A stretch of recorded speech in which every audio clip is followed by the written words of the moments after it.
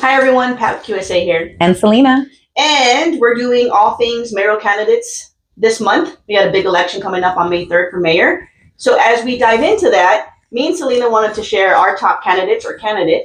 More on a personal level. Again, we try and stay objective as possible. But, we also have our own political beliefs and styles, and we are voters.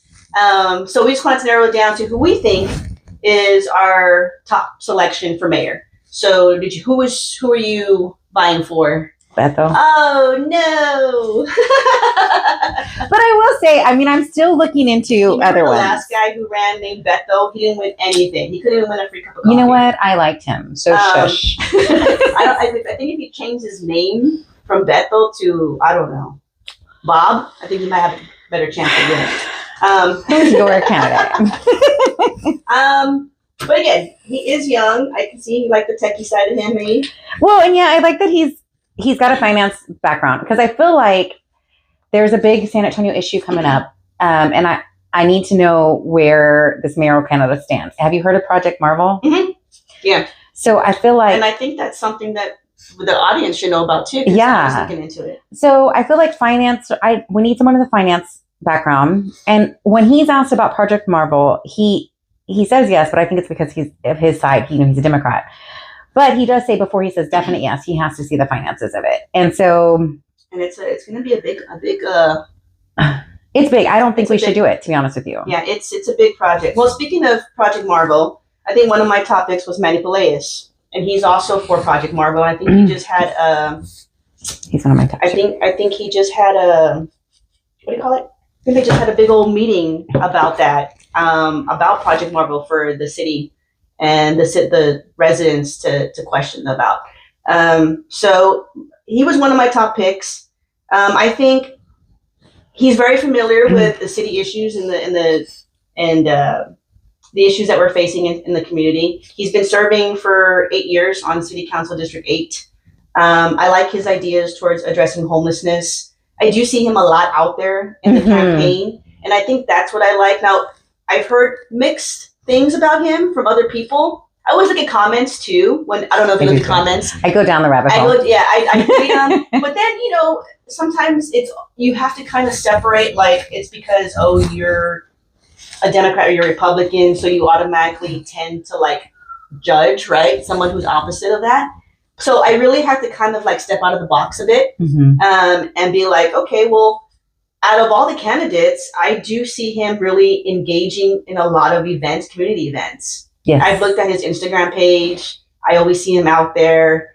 He's not getting a big following, is a big fan base. He's not flashy. I do like that his mom is the CEO of a women's battered shelter.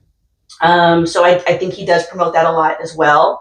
And there have been instances where I've seen him kind of argue amongst his fellow council members on things. So he's not shy to convey his thoughts, which I like. I don't know. He just seems like he's kind of in the middle. Yeah, he's definitely one of. So I told her before we got on camera that I had 2 Republicans, 2 Democrats. That I'm kind of. It's 4 candidates that I'm going back and forth on.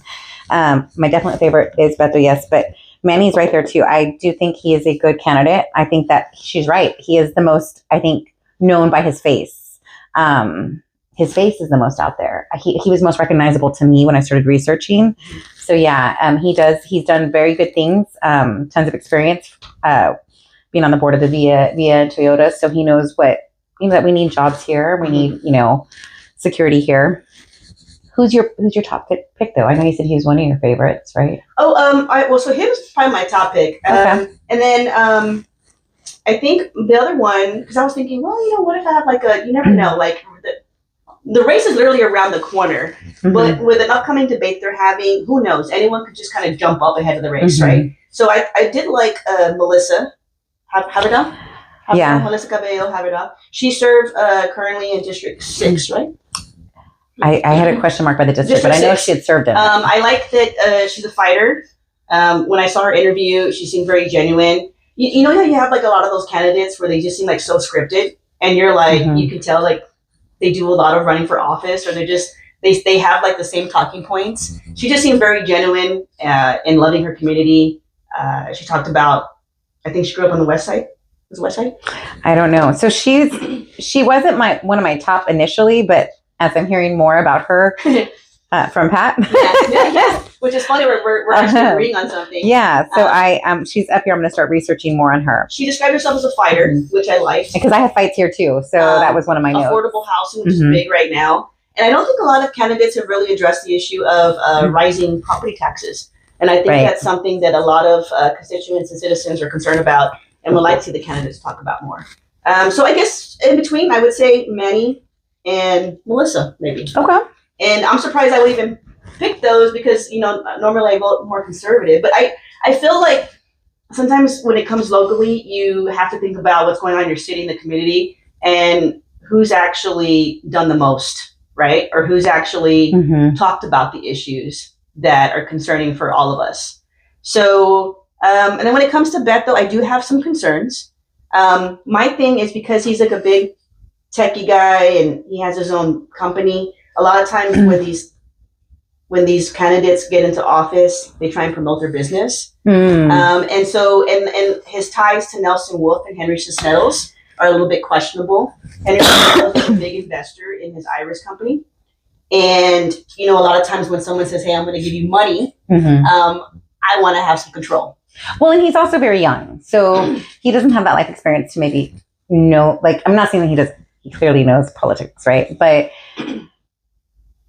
I mean, he's got all these backers, but you're right. They're saying, okay, we're giving you this money. Now this is what we want. We want Project Marvel. Because then my question is going to be, what's going to be the political agenda once he gets into office? And it's like you have these, Henry Cisneros used to be our former mayor way back when.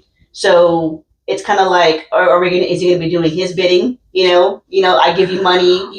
And that's why I think his answer is he for Marvel? Yeah. Project Marvel was it was foggy. And I think it's because he knows that to get these endorsements, they are obviously for Project Marvel, which I think we need to do a piece on Project Marvel in itself to get y'all's opinions because it's a big, huge project. Yeah, I think I need to look into that too. So, we didn't do a lot of. We didn't. Here. So I thought you were going to go Republican. So the Republicans that I liked were Mauricio Maui. I would probably say Robert Melvin would probably be my top. Really, he was not my top Republican. No. I think he's the only one out of all of the ones that are registered as Republicans that even has a chance. Really, I liked Maui. Maui, he was hot. I have it written right here, hot in all caps. Well, I'm gonna post a picture of Maui, and we're gonna be wowie. Look at Maui. So yeah, we'll just throw that on here. But Rolando Publius, okay, I thought he was decent for. Yeah. Well, and speaking of Rolando, I think he's one of the top fundraisers. Ah, okay. He's got some money in the bank. And again, that's another thing you want to look at. Like when you think of Gina Ortiz-Jones, they have a lot of Democratic big donors, a lot of endorsements. Rolando's Republican. And the same thing for the other side. He's got, so sometimes you have a lot of these organizations and people pushing for certain candidates because again, it serves their agenda. So I think also something to consider. I like that he was the only one that said we need to address generational poverty. Like everybody's saying, okay, yes, homeless is an issue. It's mental health, which it is mental health as well. But he addressed both mental and that it's generational because how are we going to know how to get out of the poverty that we grew up in? You know what I mean? So it's starting with that kind of look. But. So those are our top few picks. Who are your top picks? So stay tuned, and we're gonna keep following up on this. And I'm supposed to go to a debate tomorrow. We'll see how that goes. I'm not gonna have my camera person. I know. So I got a daughter with a school project. But I will bring you whatever I can from that. I think it's gonna be a great experience. Just be able to see those candidates live and in action and see what issues they actually address, what questions the audience has for them. So stay tuned.